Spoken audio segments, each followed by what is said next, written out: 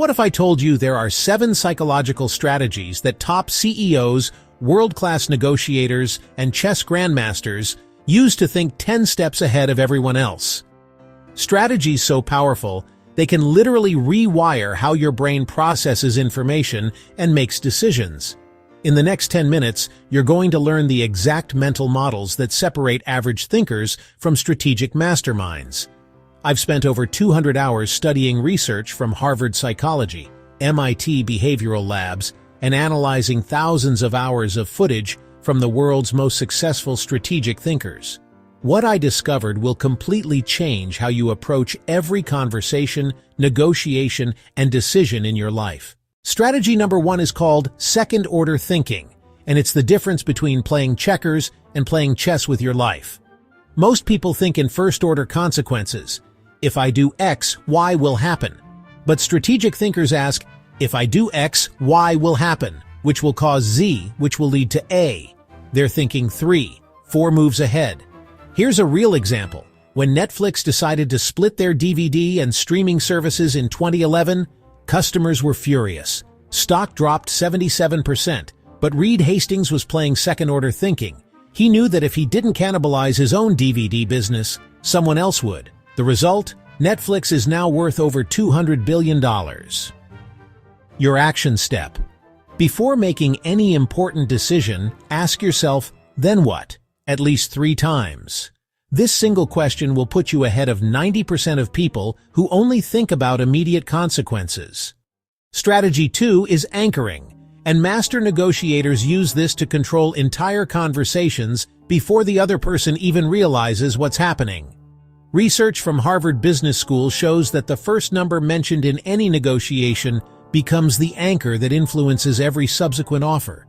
But here's the advanced technique most people miss. Instead of anchoring with your desired outcome, you anchor with an extreme position that makes your real target seem reasonable.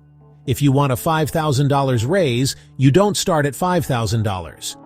You start by researching similar roles that pay $15,000 more, then anchor there. The advanced move. Use range anchoring. Instead of saying, I want $70,000, you say, similar roles in this market pay between $70,000 and $85,000. Now you've anchored at the high end while seeming reasonable. Your action step. In your next negotiation, research the extreme position in your favor, then anchor there before compromising to your real target. Strategy 3 is the social mirror technique, and it's based on cutting-edge research in social psychology that shows people make decisions based on emotion first, then justify with logic later. The technique works like this. Instead of presenting your ideas directly, you mirror back what the other person values most. Then position your idea as fulfilling that value. Here's how a strategic thinker uses this. Before proposing a new project at work, they spend time understanding what their boss values most. Is it efficiency, innovation, risk reduction? Then they frame their proposal in exactly those terms. The advanced application, use the value stack. Identify someone's top 3 values, then show how your proposal serves all 3. This creates what psychologists call cognitive consistency. Their brain literally can't say no without contradicting their own stated values. Your action step. For your next important conversation, spend 80% of your preparation time understanding what the other person values, not preparing what you want to say. Strategy 4 leverages the paradox of choice, discovered by psychologist Barry Schwartz. When people have too many options, they become paralyzed and often choose nothing at all. Strategic thinkers weaponize this by controlling the choice architecture. Instead of overwhelming people with endless possibilities, they present exactly 3 options, one clearly inferior decoy, their preferred choice, and one that's good but slightly less attractive. This is called the decoy effect, and companies use it to manipulate your choices every day. But you can flip the script. Real example. When proposing project timelines, don't ask, when do you want this done? Instead offer, we can do this in 2 weeks with basic features, 4 weeks with premium features, or 6 weeks with everything plus extra polish. Most people will choose the middle option, exactly what you wanted. Your action step. Whenever you need someone to make a decision, Offer exactly 3 choices with your preferred option as the attractive middle ground. If you're getting value from these strategies, smash that like button. It tells YouTube to show this to more people who can benefit from strategic thinking. And make sure you're subscribed, because next week I'm revealing the psychological triggers that Fortune 500 companies use to influence millions of people. Strategy 5 is pattern interrupt, and it's based on neuroscience research showing that our brains run on autopilot 95% of the time. When you interrupt someone's expected pattern, you create what neuroscientists call a cognitive gap. Their brain has to actively engage to process the unexpected information. Strategic thinkers use this to capture attention and create memorable moments. Instead of starting a presentation with, "Good morning, today I'll be talking about," they might start with, "Raise your hand if you've ever made a decision that cost you $10,000. Advanced technique, the reverse assumption. Instead of arguing against someone's position, you assume they're right and then explore the logical consequences. You're absolutely right that we should cut marketing spend. Let's think through what happens when our competitor doubles their investment while we're going dark." Your action step. In your next important conversation, identify what the other person expects you to say, then say something completely different that serves the same purpose. Strategy 6 seems counterintuitive. Strategic vulnerability. Research from Brené Brown and behavioral economics shows that controlled vulnerability creates psychological safety and trust faster than any other technique. But here's the strategic part. You're not being randomly vulnerable. You're deliberately sharing specific struggles that humanize you while positioning your strengths.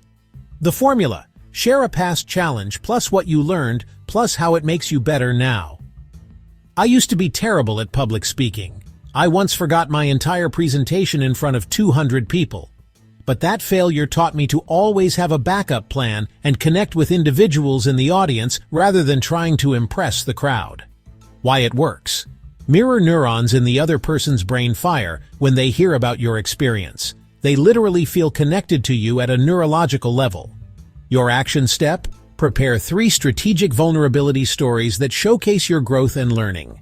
Use them when you need to build rapid rapport. Strategy 7 is metagame mastery, the ability to step outside the current game and change the rules entirely. While everyone else is playing by the established rules, strategic thinkers ask, what if we're playing the wrong game entirely? Historic example.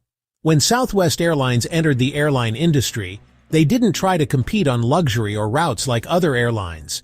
They changed the game entirely by competing against buses and cars on price and convenience for short-haul flights.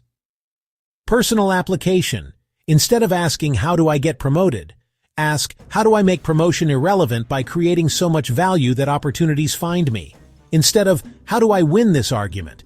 ask, "How do I make this argument unnecessary?" The advanced move.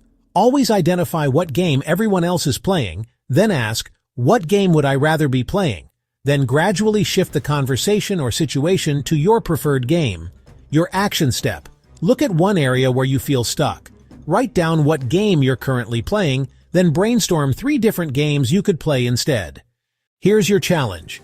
Pick one of these 7 strategies and commit to using it this week. But here's the key.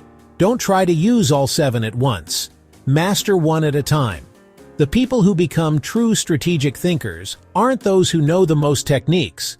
They're the ones who deeply understand a few techniques and can apply them unconsciously in real time. Bonus strategy. Keep a strategic thinking journal. Every time you use one of these techniques, write down what happened, what worked, what didn't, how did people respond. This reflection process is what transforms knowledge into wisdom. Remember, the goal isn't to manipulate people. It's to think more clearly, communicate more effectively, and create better outcomes for everyone involved. If this video helped you think more strategically, you need to subscribe and hit that notification bell. Next week, I'm revealing the 5 psychological triggers that billion-dollar companies use to influence decision-making, and how you can use them ethically in your own life and career. Drop a comment with which strategy you're going to try first. I read every comment and often create entire videos based on your questions. Until next time, think strategically, and I'll see you in the next one.